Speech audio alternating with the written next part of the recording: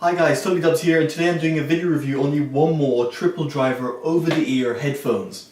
Now these headphones retail for around £177 in the UK, whilst in the US they cost around $200. Links will be down in the description below. Now in this review I'll be comparing it to a lot of different headphones. In fact, I'll link them down in the description below in terms of alternatives, but also I will be talking about them in my verdict as well, so bear that in mind.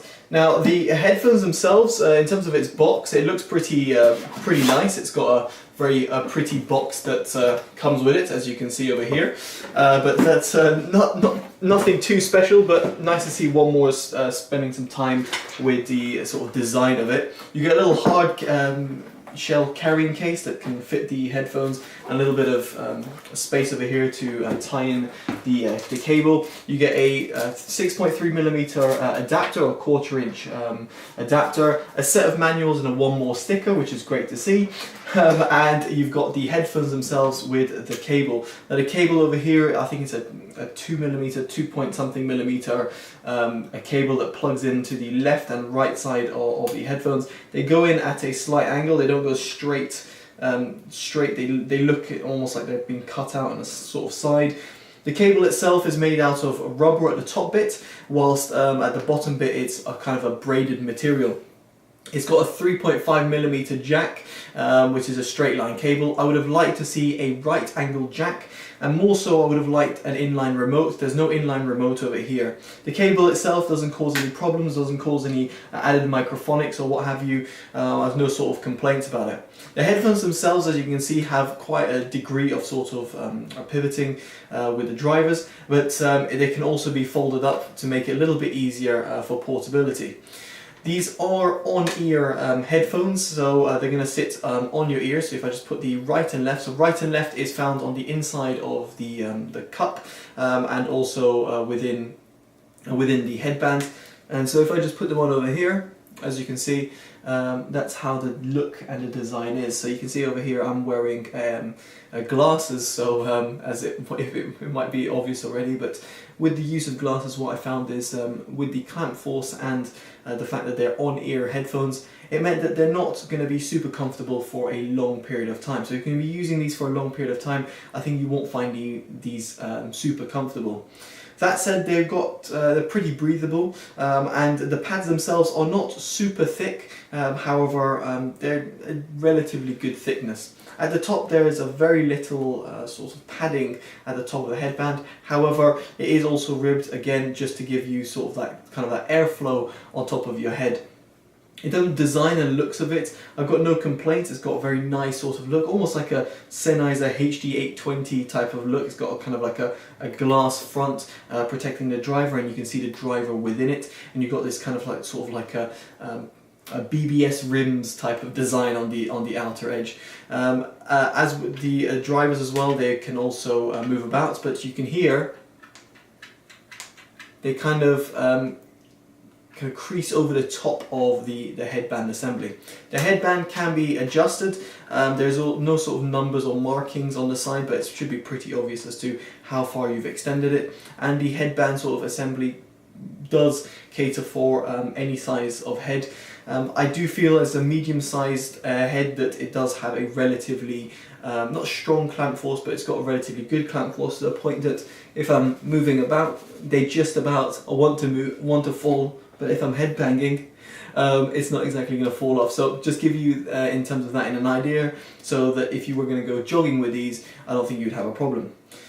Now the most interesting part is the sound quality, and I don't want to bore you to death with the rest of the details, but other than the looks and design, which looked great, and obviously you're going to be wearing them on the go, you'd want something to look relatively nice. And here I think One More have done a good job, and even with the accessories, but sound quality is the most important part. Now, the sound quality to me is mixed, and in all honesty it's more negative than positive, especially at this price range, £177 or $200. You're looking for a lot more criticism. I can't just dismiss these as £50 headphones and be like, you know what, they're fine for the money. For £177 I expect a lot more. The bass is what really concerns me for starters. The mid bass is not controlled. You've got a mid bass which is kind of wobbly and kind of all over the place. It has plenty of quantity, but not so much of quality. The sub-bass extension is there to a slight extent, but does cut off pretty quickly. In terms of the mids, they're kind of pushed back, but that's also due to the soundstage, which I'll get into in just a bit. So they are V-shaped sounding headphones, but not overly to the point that they're as V-shaped as the likes of Audio-Technica's M50Xs. So they do have this sort of like pushback mids, but not as much as some of its competitors, which is great to see. The highs extend relatively well. You've got a nice sort of extension and kind of sparkle at the top end, but I wanted a little bit more extension, a little bit less of a rolling off, and just more clarity in the high end. In terms of the soundstage, now this is really what, other than the mid bass, is what really confused me about the sound signature of these headphones. The tonality, in my opinion, is completely off. Not only in terms of the speed of the headphones, which is relatively slow in comparison to most of its competitors, but it just felt that the sound was taking too long to get to my ears, and it just felt and sounded a little bit weird. Something I've noticed somewhat with One More's quad driver earphones, they had this sort of weird sound signature which I couldn't quite describe, and whilst the triple driver earphones, the in-ear earphones, had a great sort of tonality and the right sort of sound, at least for the price, sort of a warm sounding, fun sound, these weren't that, and I couldn't really say the same thing for these.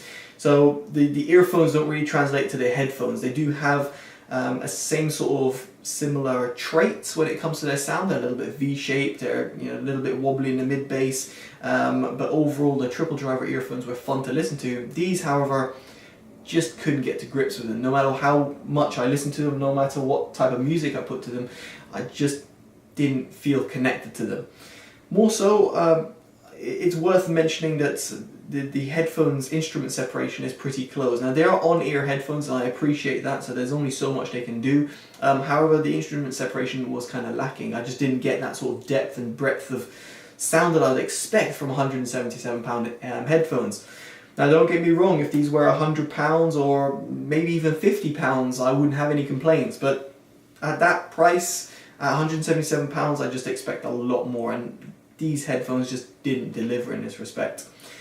Now, in terms of its competitors, it's fine to slate a sort of headphone, but without any sort of background, what's the point?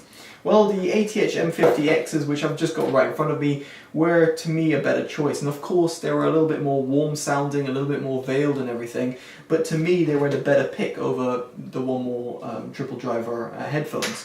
But that's not it. Now, I'm going to show you on Amazon. There is so many things to choose from that you guys could potentially pick. So this is the One More driver triple earphones on Amazon USA.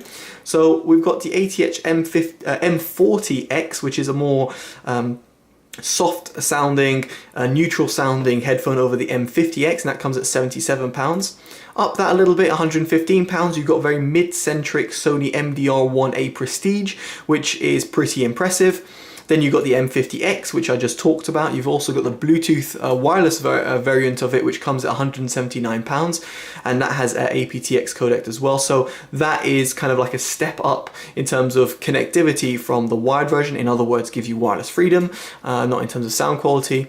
Then you've got a Sennheiser Momentum 2.0, which is a little bit more expensive, £188, but this gives you much better mid-range reproduction and a much wider soundstage. And then if you want a sort of fun, meaty sounding headphone, then you've got the Denon AH-MM400 Music Maniac reference headphones. So you can see there is quite a lot to choose from for under £200 or dollars, whatever currency you're using. But nevertheless, all I can say is that I wasn't impressed with the One More driver triple headphones. All the headphones that I mentioned just there are all headphones I would pick over these. Specifically the Denon headphones for the meatier sound. It's a little bit more, but definitely huge different sort of leagues in terms of sound quality, reproduction.